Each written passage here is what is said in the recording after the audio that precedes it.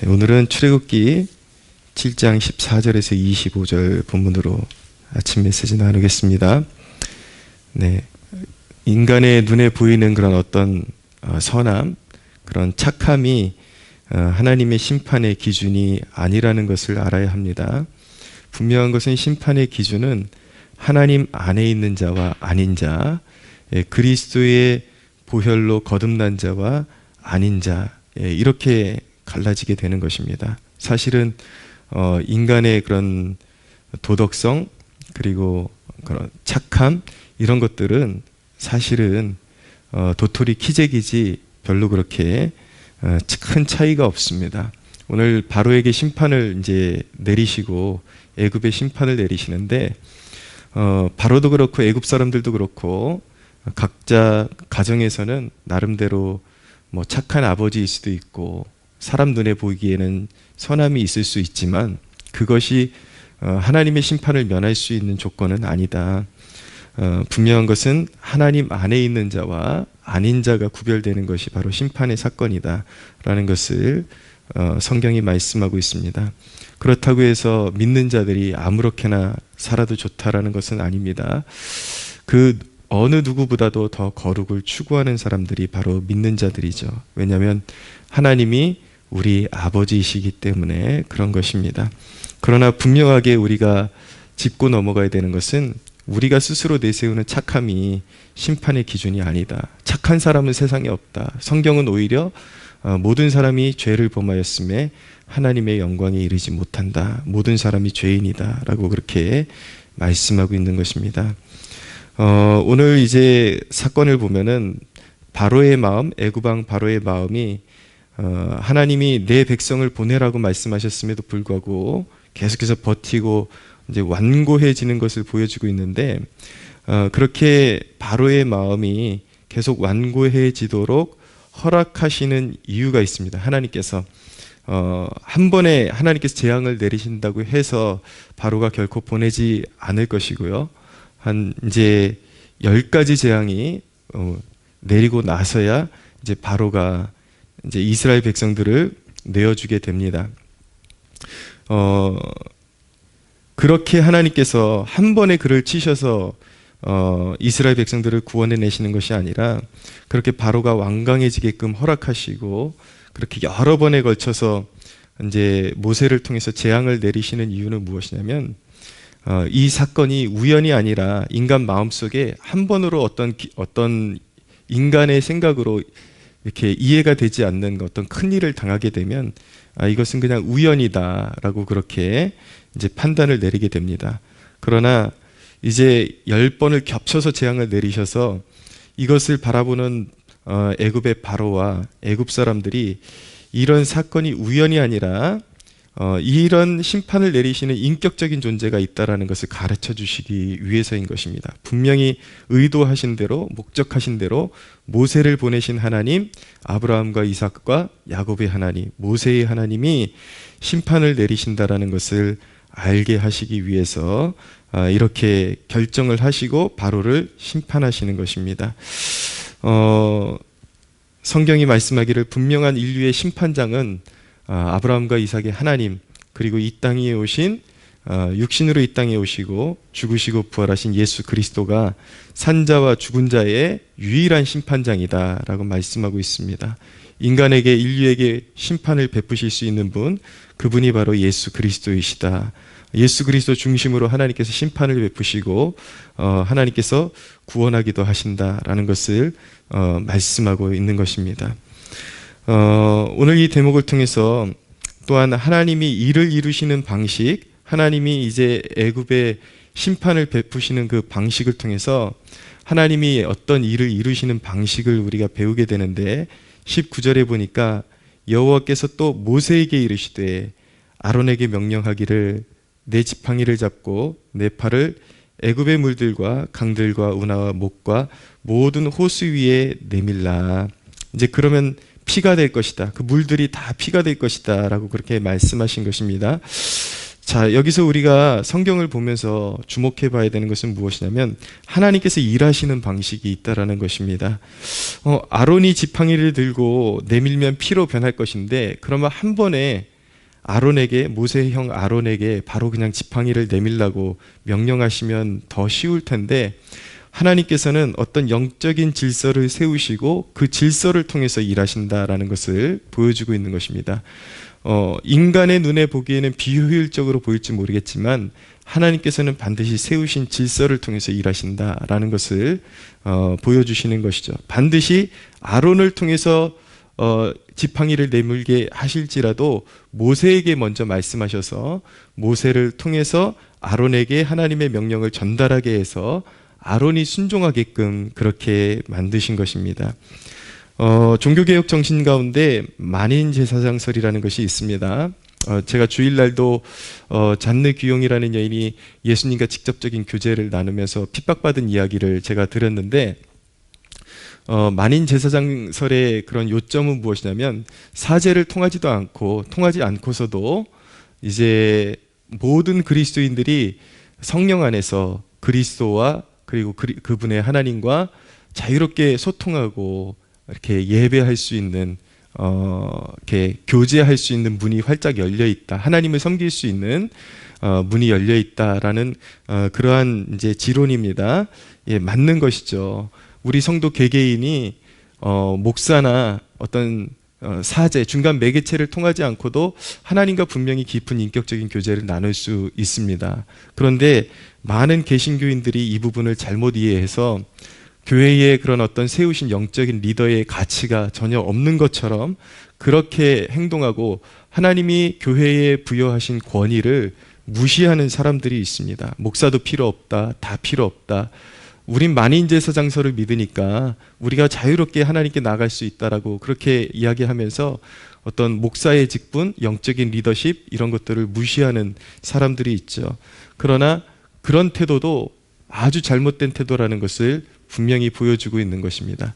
하나님께서 이유가 있어서 교회라는 어떤 이 땅의 지상에 주님의 몸된 교회를 세우셨고, 그 교회를 관리하고 감독하는데 목회자를 세우시고 그리고 또 리더십을 세우셔서 교회를 관리하게 하셨다면, 그리고 성도들을 목양하게 하셨다면 영적인 권위가 분명히 목회자에게 있는 것이 맞는 것입니다. 그래서 교회에서 어떤 영적인 어떤 지도를 할 때에 그런 영적인 리더십을 잘 이렇게 받들어서 이렇게 그 목회자가 교회를 지도해 나가고 성도들을 지도해 나가는데 어려움이 없도록 같이 힘을 합해주고 그런 영적인 질서에 이렇게 순응하면서 교회가 이제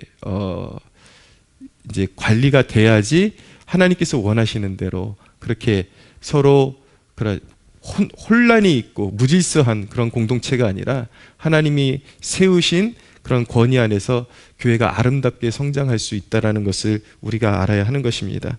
시대의 사상 자체가 권위를 굉장히 무시하는 시대에 살고 있습니다.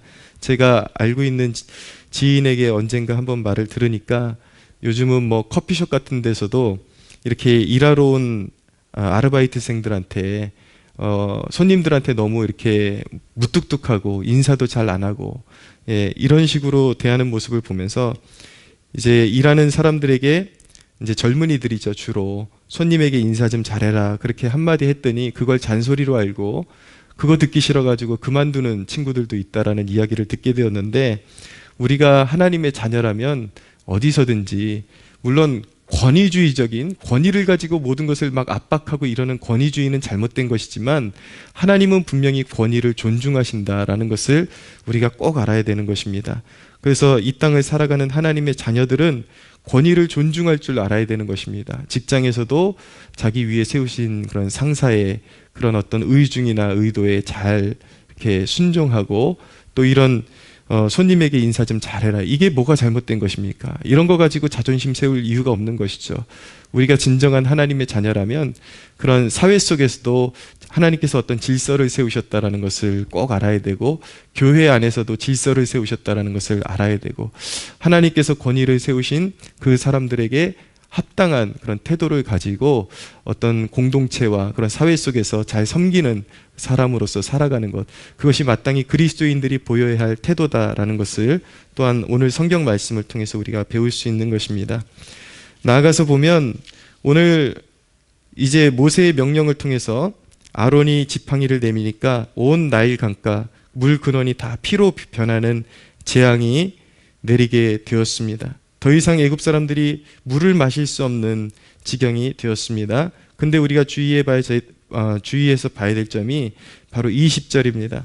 모세와 아론이 여호와께서 명령하신 대로 행하여 바로와 그의 신하의 목전에서 지팡이를 들어 나일강을 치니 그 물이 다 피로 변했다라고 말씀하고 있죠.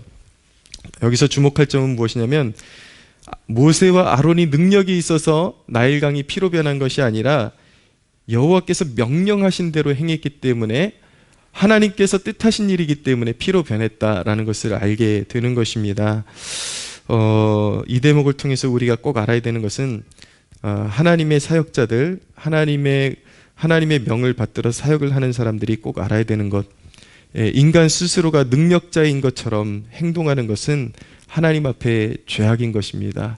어떤 신유의 은사가 있는 사람도 거들먹거리면서 내가 기도하면 다 고쳐져, 이런 식으로 말하는 것, 우리가 진짜 하나님의 종과 아닌 것을 어떻게 구별할 수가 있는가?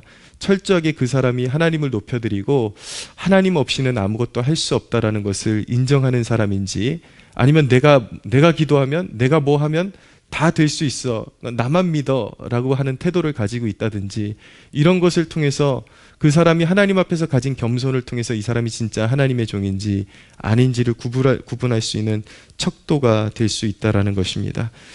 이런 능력은 어떻게 일어나는 것인가? 하나님께서 명하셨기 때문에 그 일이 일어날 수가 있는 것이죠.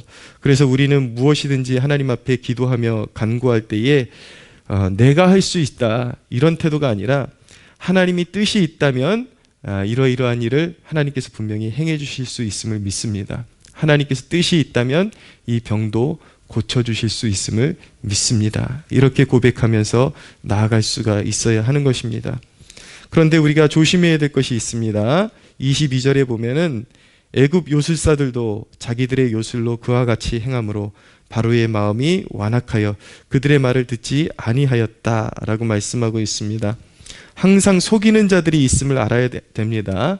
이 10가지 재앙 중에 초두의 몇 가지 재앙은, 한두 가지 재앙은 애굽의 요술사들도 모세가 한 것처럼 그렇게 따라할 수 있었다. 그러니까 물이 피로 변하는 것을 트릭을 통해서, 눈속임을 통해서 그들도 마치 능력이 있는 것처럼 그렇게 보일 수 있었다라는 것을 보여주고 있는 것이죠. 무당들도 보면은 구슬해가지고 귀신을 쫓아낸다고 하는 그런 모습을 보이는데, 굿 한 번을 하는데 뭐 수천만 원씩 그렇게 돈이 들어간다고 하더라고요. 근데 귀신을 쫓아낸다 그러지만 무당이라는 그 존재 자체가 귀신의 종노릇 하는 사람들인데, 귀신이 귀신을 쫓아낸다라는 것은 말이 안 되죠. 인간의 영혼을 올가매고 오히려 악하게 만들고 하나님 앞에 심판에 빠질 수밖에 없는 그런 일들을 자행하는 존재들이 무당이고 무속인들이고 또 이런 사이비 종교에 몸담고 있는 사람들이다라는 것을 깨닫고, 혹여라도 어려운 일이 생길 때에 주변에 그런 소문 듣고 그런 데 찾아가거나 그런 사람들을 의지해서는 결코 안 되는 것입니다. 그것은 귀신이 떠나가는 것도 아니고 병이 치유되는 것도 아니고 능력이 일어나는 것도 아니고, 인간의 영혼을, 그 마인드를 속여서 어떤 재물을 갈취하고자 하는 그런 속내가 있는 것이기 때문에 결코 그런 사이비들에게 속아서는 안 되는 것입니다. 여러분, 결론은 이것입니다. 오늘 말씀을 통해서 우리가 마음에 새겨야 하는 것은, 바로에게 하나님께서 그렇게 경고하셔도 그는 듣지 않았습니다. 그것이 바로 심판으로 가는 지름길이었다라는 것을 깨달을 수가 있어야 하는 것입니다. 그래서 우리가 하나님 앞에 신앙생활하면서 주님이 내게 경고하시는 것을 알게 하소서라고 그렇게 항상 겸손한 마음을 품고 기도할 수 있어야 하는 것입니다.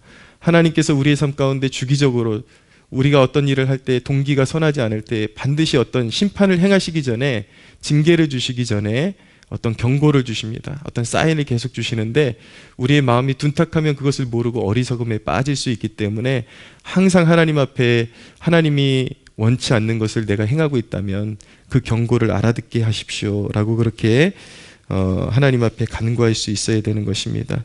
우리가 알아야 되는 것, 심판도 그리고 고치시는 능력도 주 예수 그리스도의 하나님께만 있음을 고백하고 우리의 모든 삶 속에 오직 하나님만을 내가 의지하오니 구원의 능력을 베풀어 주옵소서. 그렇게 전적으로 하나님을 의지하고 하나님만 바라보며 나아가야 하는 것입니다.